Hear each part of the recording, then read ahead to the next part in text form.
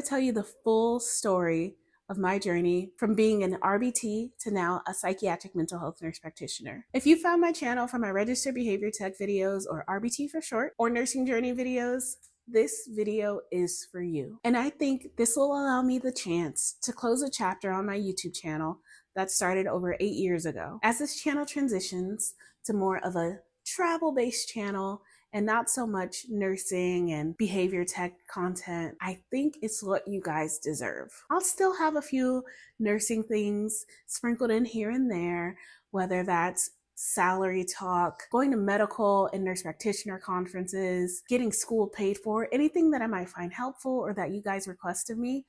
But most of that content will be moving from long form to short form. But this, I want to spill it all. I want to share my journey with you. So hopefully you feel inspired, or you can find some tidbits for where you want to move and how you want to pursue this career if you'd like. So from RBT to Psych NP, here's everything.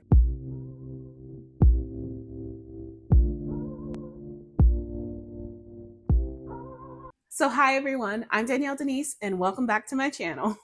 Let me take you back to when I finished my first bachelor's degree. I graduated and I was applying for jobs, realizing that my bachelor's degree did not set me up to go into the work field. It was truly a degree that was meant for me to strictly just go to grad school.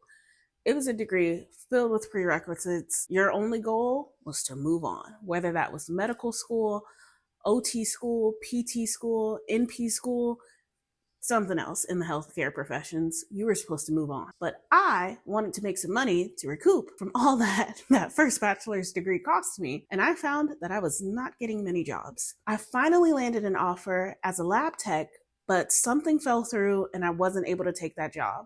I kept looking and looking, and I found a job for a registered behavior technician. At this point, I was thinking to myself, I know that I want to work in the mental health field.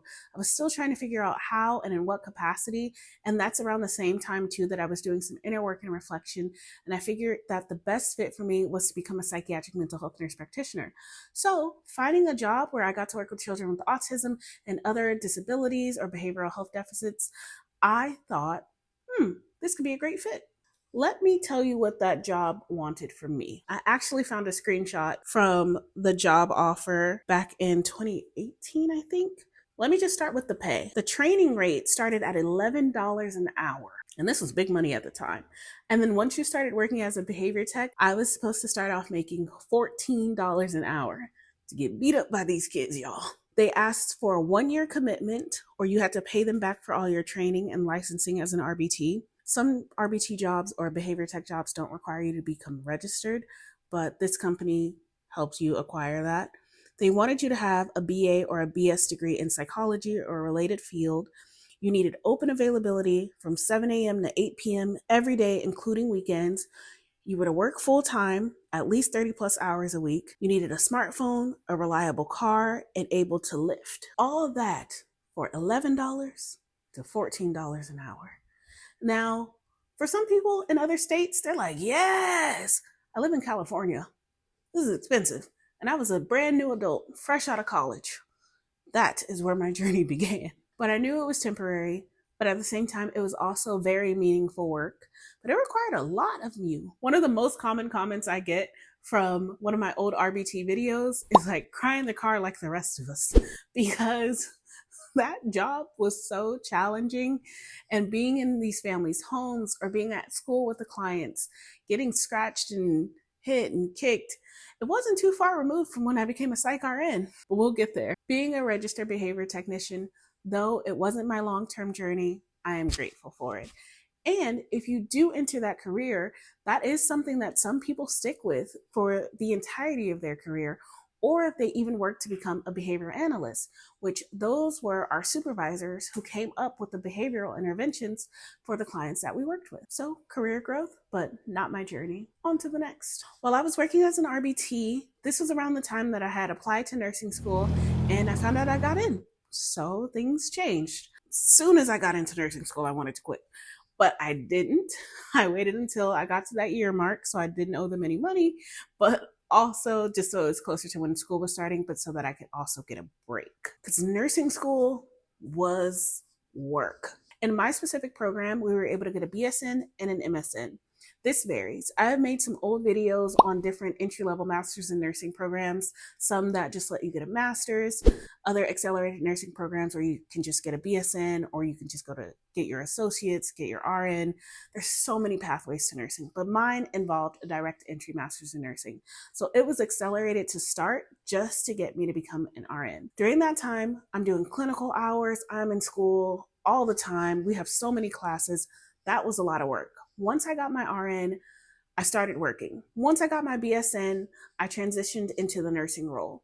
But before I got licensed as a nurse or took my NCLEX, I took on a position as a mental health tech at a residential eating disorder facility. But I wasn't a mental health tech for long because I ended up passing my licensing exam and started working as a nurse at that same residential eating disorder facility. At that time, that's when the pay increased. I think as a mental health tech, it was around the $20 range.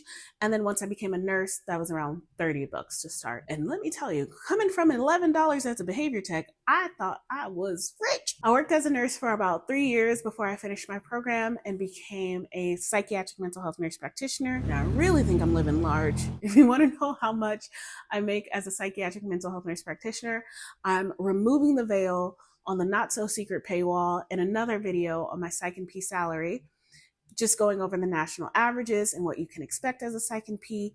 Feel free to check out that video. I know I said I'm closing the chapter on nursing videos, but not quite yet. I have some treats for you guys that will be sprinkled in. And also what I'm doing to help combat how much nursing school costs me. I was able to get the second half of my program covered through a HRSA scholarship, or some people know it as Nurse Corps, but I'll also fill you in on how I got nurse practitioner school paid for, but it comes at a cost. That'll be a later video. But yeah, I'm from RBT to now making 6 figures salary. Life is crazy. But every step of my journey came with meaningful parts, and I'm so grateful for each part of it. Here's the part that I really want people who are early on in this journey to hear. My path worked, but it isn't necessarily the only path that can work to becoming a psychiatric mental health nurse practitioner or any role in the healthcare field that you desire. If you start off as an RBT, if you start off as an RN, there's so many paths. But I want to give you some tidbits for someone who might be starting early on their journey. First off, if you want to go into nursing or to become a nurse practitioner, you could probably skip being a behavior tech. It's even something that you could do if you were an undergrad. Yes, some of them require you to have a bachelor's degree, but there are some companies that take behavior techs that aren't necessarily registered or things like that, so that you can start gaining some experience. If you have the opportunity to just get your RN first, do it, especially if you want to work in the nursing field long term.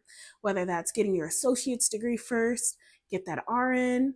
You don't have to have your BSN, but if you are going straight into traditional undergrad program, get that BSN. That'll save you a whole lot of time and money. And then once you have those degrees or those steps that you need, say you get your associates, you can do a BSN program as you're working as an RN. You're already paying for it. You're making the money needed to cover that type of degree. Or if you have your BSN and RN, you can start applying to schools as early as 1 year in. I've seen some people just go straight to their master's program. Hey, I'm not one to judge. I did a direct entry program after my first bachelor's. And once you have your BSN, you can apply for a master's program. You can apply for a doctoral program, whether that's PhD or DNP. The options there, the world is yours. There's many ways to get to your end goal. There may always be a detour, but you can always get back on track. So with that, to the people who found me on my nursing journey or through my RBT videos, thank you so much for watching. I hope you're still able to stick along as my channel transitions into all my other adventures and passions and things that I want to make outside of nursing and RBT content. I feel a bit far removed from RBT specifically, but I don't want to leave you guys in the dust. So my compromise, as I wrap up the long form content on nursing with my Psych NP salary, this video that you're watching, and a little bit about how I got nursing school paid for, I will be moving this content over into the shorts section of my channel. If there's anything else that you guys really desire or want from me regarding nursing, please tell me. I will try to get that content out to you or even respond to your comments. I'm still here. My channel's just changing. And if I didn't mention it already, I will still be sprinkling in a little bit of nursing content as I travel, but to medical and nursing conferences. That will still be a little bit of nursing content for you to enjoy if you'd like, but it's not the main character of this channel anymore. And if that's what you were looking for, I'm sorry, but please come along. There's more. So if you're new here, welcome. Sorry if you thought more of my videos would be about this, but I hope you stick around too. And if you're a returning viewer, thank you for coming back. I hope you stick with me. This next chapter is going to be very good. I'm so excited about it. If there's anything you want to chat about, drop a comment down below and I'll see you in the next one. Bye.